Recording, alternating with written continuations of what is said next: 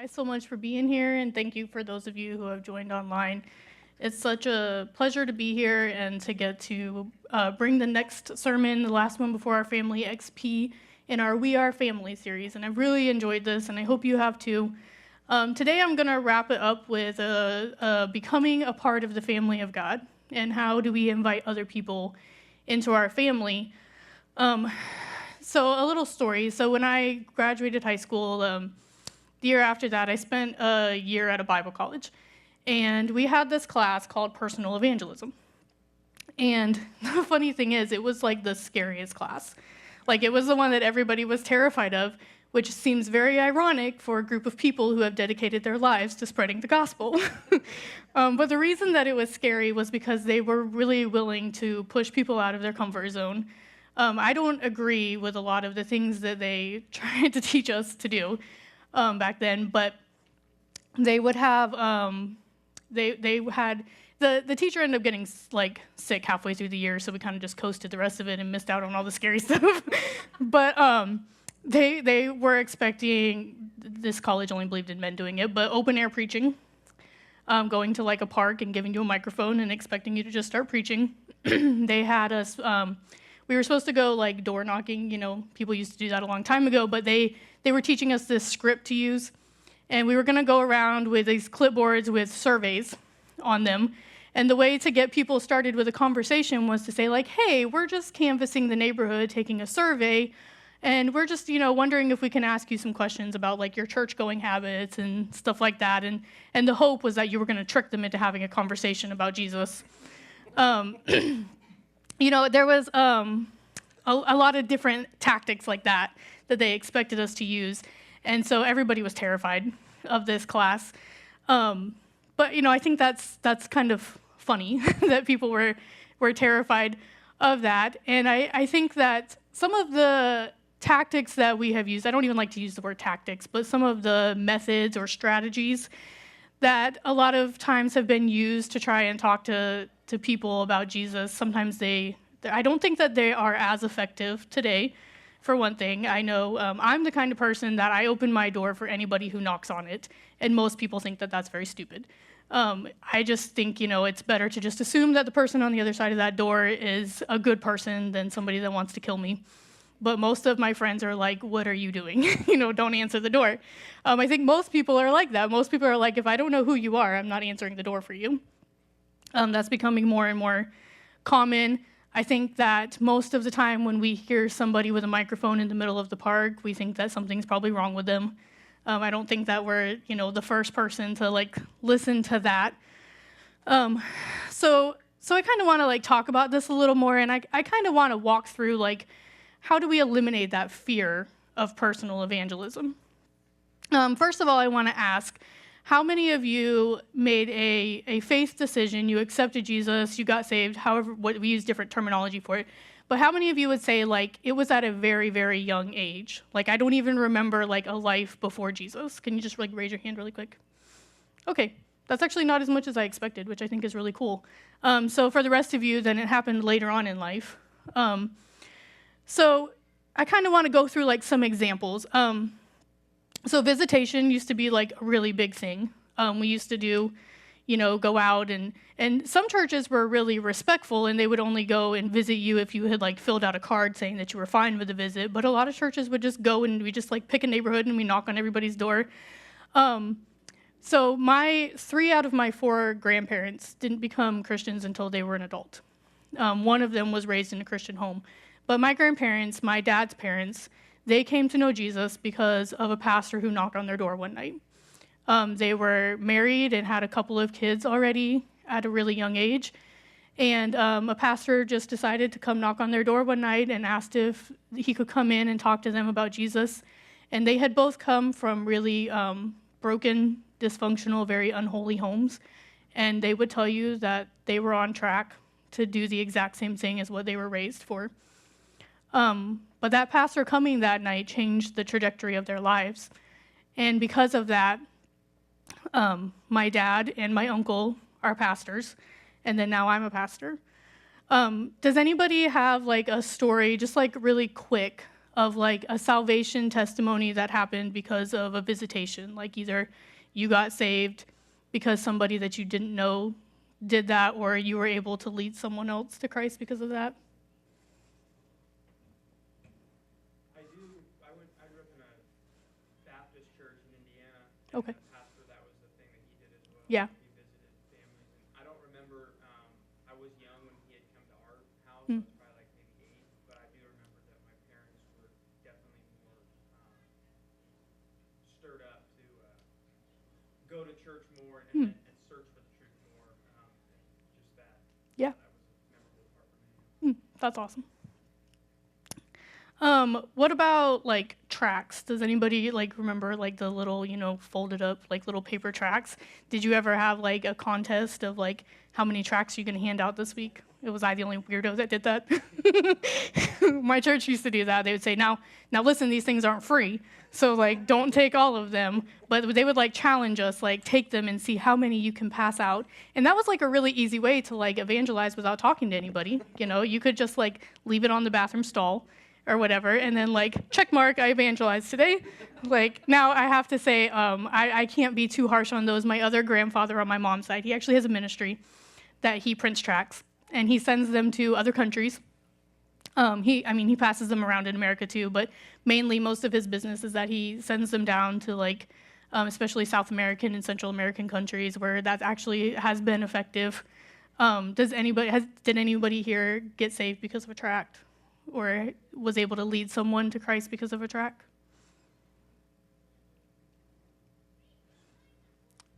It's kind of a less common way. I think that it can be a really good way to like open up a conversation, but I don't think that very many people actually appreciate you giving them to them. Most of the time it's because it does definitely come across like a cop-out. Like, here, I'm too scared to talk to you about what I believe, so just read this. And then it kind of feels like it removes that responsibility from us to be like, well, I don't really have to know what I believe, or I don't have to talk about it because I gave them that tract. So if they don't make it to heaven, it's not my fault, I handed it to them. Like, that's, that really is the attitude about it. Does anybody, I'm very curious about this. Like, sometimes we use like bumper stickers on our car, Has anybody ever made a salvation decision because of a bumper sticker that you saw? I was really hoping somebody was going to prove me wrong about that, but no, I don't think any of us are. What about, this is kind of like the more modern version of a bumper sticker. What about a Facebook meme? Has anybody ever changed their mind about something because of a meme you saw on Facebook? No, but it sure feels good to share that, doesn't it? It really like gives you like a boost, like, man, I'm really doing something for the Lord, hitting that share button today. Kind of, let's talk about, just for a couple of minutes, like, what are some of the fears that you think keep us from sharing our faith more often? Rejection. That's a good one. Offending somebody. Oh, that's a good one too. Offending someone. Yeah. Being unprofessional, like in the workplace and stuff. Yeah. Yeah, that's definitely. My Monday through Friday job is working with the mental health population, and it's very difficult. Sometimes I just want to say to them, like, you just need Jesus. You don't need all that other stuff. You just need Jesus, and it's a really hard line to walk, to know how often to actually speak something and how often to just let your testimony shine about it. Anything else? Awkwardness. We're afraid they're going to ask the next question we don't have an answer to. That's a really good one, too. Yeah. So I want to kind of give you 3 things to remember about sharing your faith. My goal, I think that most of those tactics, those strategies and stuff that we used, a lot of them are very fear-based. We've all been told the story of, like, it's funny how so many people have this exact same story of, like, well, I felt like I was supposed to talk to that person, but I got too scared and I didn't. And then they left me and they got into a car accident on the way home and they died. And now I don't think they're going to be in heaven because of that, right? Like, I heard that story a lot of times. And that's a fear tactic. And that's not where our heart for evangelism should be. It should not be because we're scared of what's going to happen if we don't. That shouldn't be the motivation for it. And I think that there's a story in Luke chapter 10. That's where we're going to be today. I think Jesus gives us a really good example here of more of what evangelism should look like. One thing I want to mention really quick, though, that I think is very interesting is that evangelism is actually considered a spiritual gift. Paul mentions it in Ephesians 4, 11, and 12. I'm not going to read that, but if you want to go look at it, you can. He's giving off this list of spiritual gifts. It's not all-inclusive. There's some that he doesn't mention, but he's giving off this list of spiritual gifts and saying these gifts are for the building up of the church and bringing unity to the church. And he mentions pastoring, he mentions prophesying, he mentions teaching, and he mentions evangelism. That doesn't mean that you can say, like, well, I don't have the gift of evangelism, so I'm not responsible for it. Absolutely not. But it is an indication that for some people, it's easier than others. And that some people are very gifted in this, and that some people are going to be willing to give their entire life to it, but that's not what's expected out of all of us. All of us are expected to be able to share our faith and expected to use the gifts that we have for evangelism. But I think that's interesting. So let's read Luke. We're going to read Luke chapter 10, verses 1 through 20. It's a cool story, and I am a person who loves to really dig deep into scripture and kind of find out what's the meaning behind what is very apparent. And there's some stuff in here that you can definitely do that with that we don't have time to this morning. So we're just going to kind of read through it, and it's important, but we're not going to dig super deep into it because that's for another time. It says, after this, the Lord appointed 72 others, and he sent them ahead of him in pairs to every town and place where he himself was about to go. He told them, the harvest is abundant, but the workers are few. Therefore, pray to the Lord of the harvest to send out workers into his harvest. Now go. I'm sending you out like lambs among wolves. Don't carry a money bag, traveling bag, or sandals. Don't greet anyone along the road. Whatever house you enter, first say, peace to this household. If a person of peace is there, your peace will rest on him. But if not, it will return to you. Remain in the same house, eating and drinking what they offer, for the worker is worthy of his wages. Don't move from house to house. When you enter any town and they welcome you, eat the things set before you. Heal the sick who are there and tell them, the kingdom of God has come near you. When you enter any town and they don't welcome you, go out into its streets and say, we are wiping off even the dust of your town that clings to our feet as a witness against you. Know this for certain, the kingdom of God has come near. I tell you, on that day it will be more tolerable for Sodom than for that town. Woe to you, Chorazin, woe to you, Bethsaida, for if the miracles that were done in you had been done in Tyre and Sidon, they would have repented long ago, sitting in sackcloth and ashes. But it will be more tolerable for Tyre and Sidon at the judgment than for you. And you, Capernaum, will you be exalted to heaven? No, you will go down to Hades. Whoever listens to you listens to me. Whoever rejects you rejects me. And whoever rejects me rejects the one who sent me. The 72 returned with joy, saying, Lord, even the demons submit to us in your name.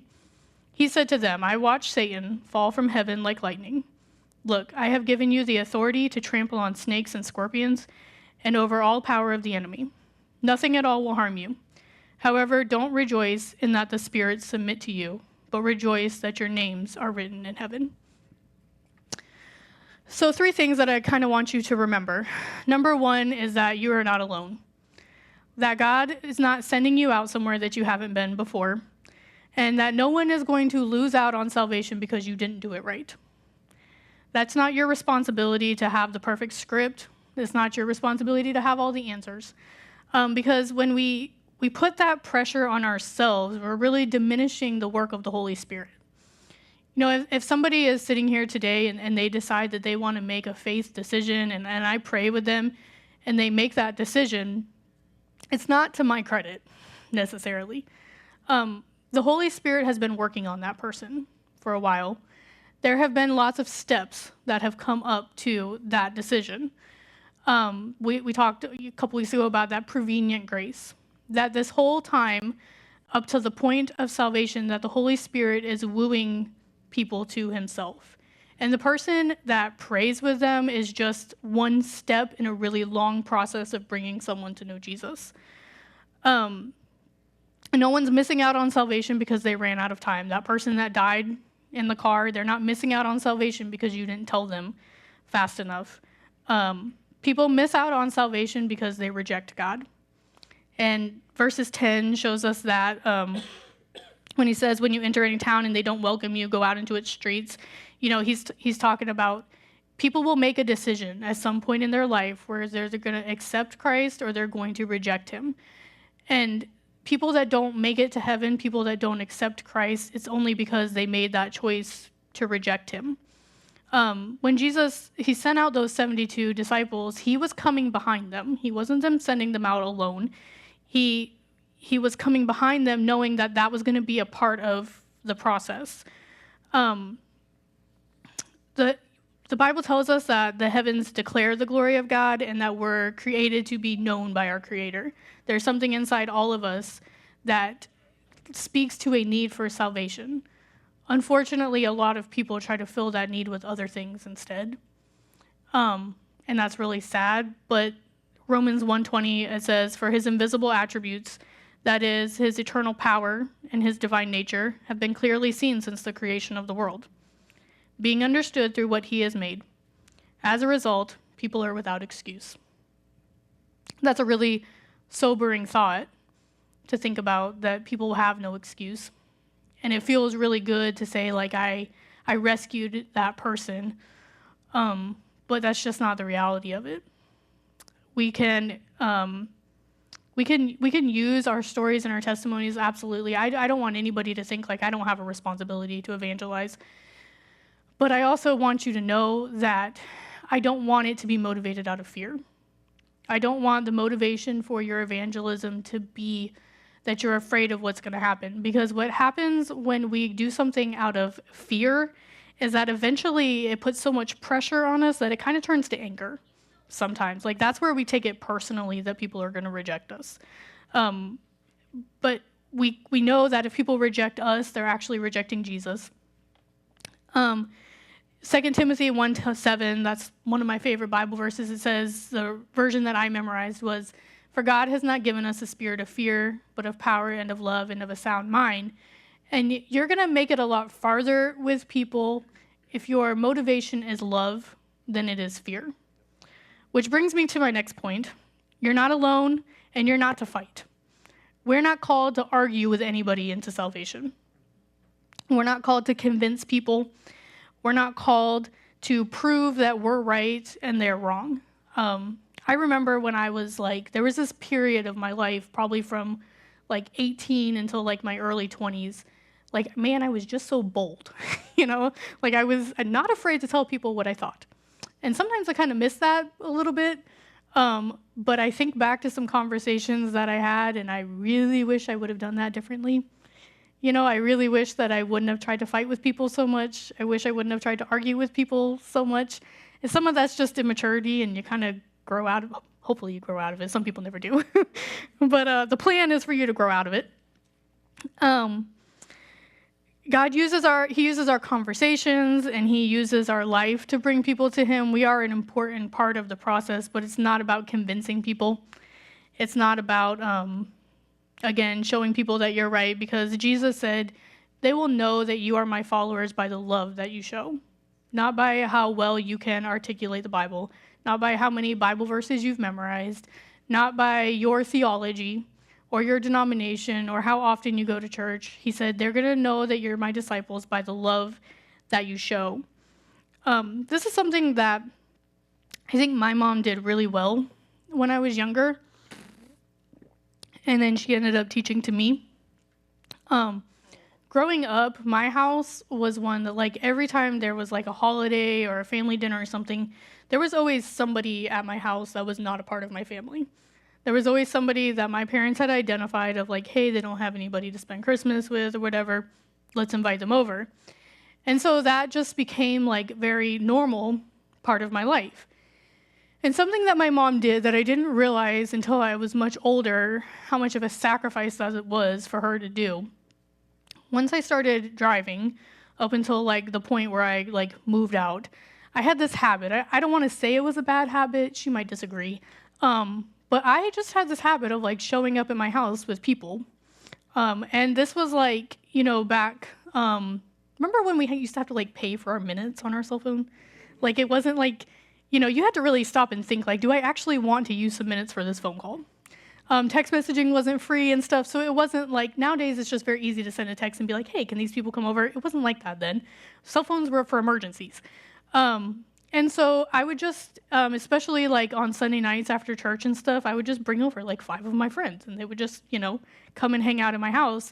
And somehow, like I did not grow up with a lot. I didn't grow up with a lot of money or extras or anything like that, but somehow there was always food in my house to feed whoever came over. And I remember one time, it was a Sunday night, and typically my friends and I, we would either go to McDonald's or Checkers after church on Sunday night because we were all broke college kids. But there was one night that we were just like, we're so sick and tired of McDonald's and Checkers. And I was like, well, just come to my house. So everybody comes over. I'm like, we're just going to play board games. So I show up with like 5, young adults at my house. And I just walk in the door and my mom's like, Cassandra. And she's like, I don't know if I have anything to eat tonight. And I was like, well, they don't care. Like, they're just here to play board games. And, well, have you eaten yet? No. She's like, okay. So we sit down at the table and we're getting the board games ready and stuff. And next thing I know, she's like, well, here's like a couple of like half-eaten bags of chips. I'm like, okay, that's fine. And then she's like shuffling around in the fridge and she's like, next thing I know, like there's a bowl of dip on the table and I have no idea where the ingredients for that dip came from, but like she had whipped up a bowl of dip and put it there. And then my favorite thing that she did that I like will never forget is, you remember like, well, they still make them, the little like Totino's frozen pizzas. Are those great? I mean, if you don't think those are great, you're not my people. But she took one of those. This is back when they came in circles. I don't know why they're rectangles now. That's weird. But she had like 2 of those. She like dug through the freezer, found those, cooked them, and she said, I'm going to cut them up into like little squares. So that way it feels like you guys are eating more than you actually are. So she took like 2 half-eaten bags of chips, made up some dip, 2 frozen pizzas, cut it up into tiny pieces, put it on the table, and my friends thought it was amazing. And I never understood why, like, none of my other friends ever did that. Like, they didn't invite me over to their house last minute or anything. I didn't understand until I was older, and now that I'm buying my own groceries, and my kids are like, hey, can my friends come over? Now I'm like, oh, do I have food to feed everybody? And I don't have the same skill as my mom. But the one thing you can always find in my house is somewhere there will be a box of macaroni and cheese. Like, if nothing else, I always have at least 1 box of macaroni and cheese that I can make for my kids and their friends. And that, that was a gift that my mom had. My mom has the gift of hospitality, and she handed that down to me. And that was a way that she showed the love of Christ to people. And I don't know that my mom ever had a conversation with someone about like, hey, let me, introduce you to salvation or talk to you about Jesus. I don't know, but I know that she showed the love of Jesus by opening her home and always being the house that people could come over to, even last minute when there was nothing in the house and she was ready for bed. So think about that. Like, what are your gifts? What has the Lord given you that you're really good at that you can use to show the love of Christ to people?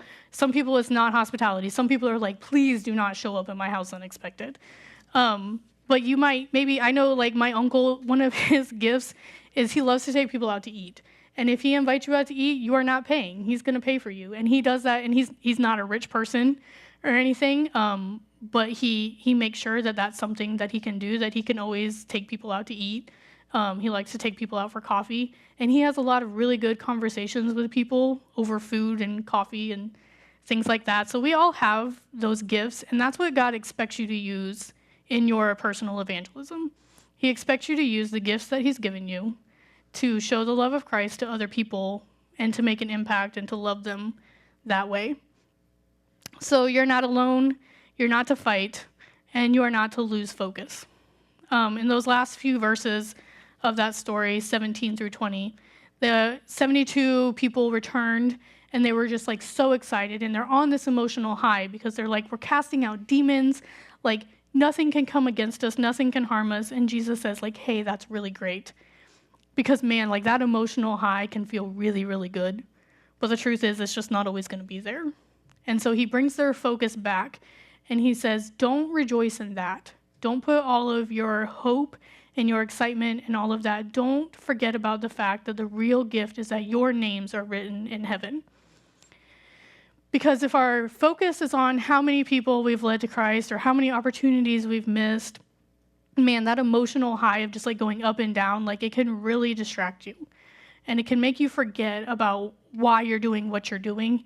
And at the end of the day, if we can keep our focus on the fact of what Christ did for us, of why we're different. My friend gave me permission to share her story of her salvation. My friend Bree, she grew up in a home where the family went to church every Sunday, and they called themselves a Christian family. It didn't always show it very well. So Bree grew up being at church every time the doors were open. She grew up memorizing all the Bible verses, knowing all the rules and everything. And I met Bree because about, at this point, 13 years ago, her and my husband were working at Legoland when Legoland first opened. And after Johnny met her, he said, "You're going to love this girl, Bree. You guys have got to be friends. Go ahead and friend request her now. You all are going to get along great." So I did. But aside from like seeing her in the parks and stuff, we just never really had a chance to like really connect. Johnny worked there for a while, and then he went on to another job. She became an EMT, got married, had another job. Penelope and her daughter were born around the same time. And so for years, we stayed Facebook friends, but that was really like the extent of our friendship, except just something really weird was that every like several months or so, we would run into each other. We would see each other out and about in weird places that we didn't expect to see each other. And I remember like at one point a few years after they had met, just telling Johnny, like, I can't explain it. I don't know why, but like she is in our lives for a reason. There's a reason why she keeps popping up and why we don't lose contact like you do with a lot of people you're only Facebook friends with. So that went on for several years. And at one point, I started going to another church. And then Bree started showing up at that church too. And our daughter started playing together in the nursery and stuff and getting along. And that year, our church had a Christmas banquet for single moms. And come to find out, Bree knew another family in the church. Like, there was a family in the church that she had known her whole life. And they invited her to this single mother's Christmas banquet. And that night, they just like spoiled all the single moms. They did a really nice dinner for them, gave presents to their kids, and gave gifts to the moms. And the gift that they gave all the single moms a cash gift. And that gift was, it was enough for Bree to take her and her daughter back home to Tennessee for Christmas that year. And that had a really big impact on her because the environment that Bree had grown up in, single moms were not favored at all. And I didn't know this at the time, but Bree's life had gotten so hard. I knew that her husband had left her and that she was a single mom again, or at that time and everything, but I didn't know that things were so bad for her that she was starting to doubt her belief in God at all. But that banquet made a really big impact on her, and after a while, she called up the pastor and said, "I have to have a conversation with you." And so they met together and had a conversation, and she said, "I don't understand. I've been going to church my whole life.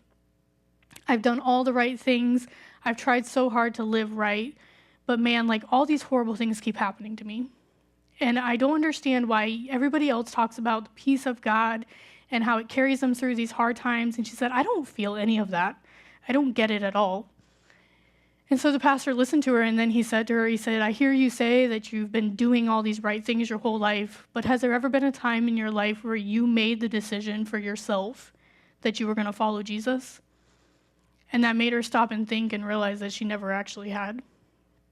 And so she prayed with the pastor that night, and she got baptized a little while later. And I wish I could tell you that everything in her life got better after that, but it was actually only several months after that she had a house fire and lost everything she owned. She's been in 2 horrible car wrecks since then. Her health problems just get worse and worse, and between her and I, by the way, through all of this, her and I became so close, we're like sisters now. But there's a joke between us that she is really difficult to keep alive. Things are just always happening to her, and to the point that she's like, "I'm on my way to the hospital." I'm like, "Okay, call me if you need me." I don't even think anything of it anymore. But the thing about Bree that has changed so much since that night that she accepted Christ is Bree has become the kindest, most loving person I know. Because Bree knows what an act of love did for her. Those of you who said that you didn't become a follower of Jesus until later on in your life, I'd love to know, like, what is the biggest difference between before you knew Christ and after? My testimony is that I was saved. I was almost 5 years old when I got saved, when I accepted Jesus. And I always say the first time the Holy Spirit made himself known to me, I accepted, and I've never looked back. So I don't have a testimony of what I was like before Jesus. I don't remember that at all. But for those of you who accepted him later, what would you say is like the one thing in your life that is so different now? I can say that peace is different because I think mental health issues arise when you place your happiness on something that changes. Mm. The circumstances of my life determined how happy I was, and I always knew when there was a high, Mm-hmm. there was a low coming real soon, and I started to get nervous where I wasn't actually happy on the highs. I was just nervous for the low that was about to come. Mm. And the hope and the understanding of Christ, or even being worried that someone was going to do something wrong to me, and knowing that I don't have to worry about that because I have someone protecting me. Even if they do wrong me, I will still be okay. It gave me such peace and stability mentally. I wish you had had a microphone because I will not be able to repeat all that. The short of it is peace and knowing that through life's up and downs that you don't have to worry. And she talked about mental health, and she should have just come up here and talked because that was really good. But yeah, that is really, really true. Knowing that life is going to go up and down and not being nervous for the down that's coming, being able to enjoy the up. Anything else? It's no longer about me. It's no longer about me. Yeah, definitely. Not alone. Not alone. Yeah, that I always say, I've always felt like I didn't fit in, like in my family, and I've had a hard time making friends my whole life, and I've struggled with loneliness a lot, and that is something that the more that I get to know Jesus, I realize, man, I'm never alone. Just to add on that, I didn't know that I was alone until I Yeah. was with Jesus. Yeah, you often don't realize what you're missing out on until you have it. I said to somebody I was having coffee with a few weeks ago, I said, I never understood how much bondage I was in until I was free concerning some other things that were going on in my life. Yeah, I would say even though you become a Christian when you're Mm-hmm. young, you don't realize what your faith is until you Yeah, come up against that thing that yeah, yeah. destroyed. Mm-hmm. Yeah. In front of you, we're going to do something. It's going to require a little bit of vulnerability. Maybe step outside your comfort zone a little bit, and I hope that at this point we're friends enough that I can ask you to do that. In front of you, in the seats under you, there should be like a card. I meant to tell you at the beginning that I was going to ask you to do this. I'm sorry. I hate being put on the spot, and I didn't mean to do that to you. But that card is for you to write down the name of somebody you know that needs Jesus. If you need to take a minute to think about it, go ahead. Somebody that needs to be a part of our family, and somebody that needs to know all the things that we've talked about today. There should be pens too. Maybe you guys can share if you need to. Now here's the thing: we can write down those names and think about them and pray over them. But chances are you probably have already been praying for that person, or you probably pray for them pretty often. I'm gonna just go ahead and let you guys know that the person on my card is my brother. Because he says that he knows Jesus, but he doesn't know Jesus like I know Jesus.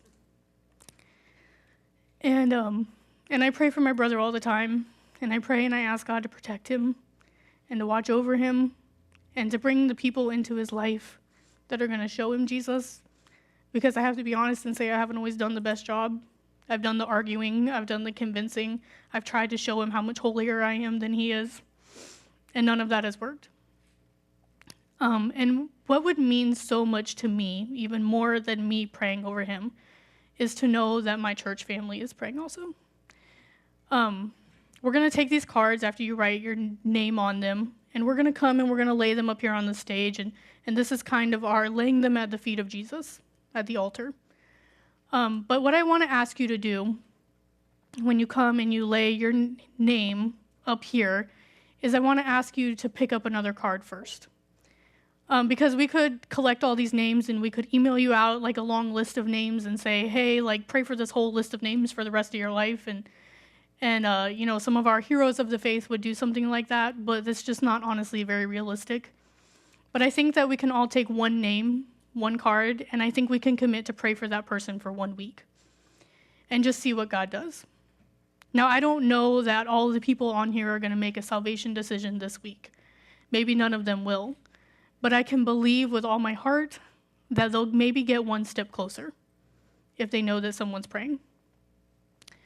And then because I didn't want there to be like a really awkward moment where someone comes up here and there's not another card, there's some blank cards that I'm going to put up here also. Those blank cards are for the unknown person. So if you pick up a blank card, your task for this week is to pray for the person that God's going to bring to you this week, that needs you to have a conversation with them, that needs you to show love to them, that needs you to just be there for them and show them the love of Jesus. So I think we're going to have some music going, and I'm just going to go ahead and put these cards here. And then for some of you, oh, wow, you guys are awesome. Never mind, I don't even have to say that. I was afraid I was going to have to convince you guys to come up here and do this. But if this is kind of hard for you, like just do it, okay? Don't wait for the next person. Don't wait for the first person to come up here. Just go ahead and do it. And then if there's any cards left over, Rick and I will split them up and we'll pray over your person this week. Thank you so much.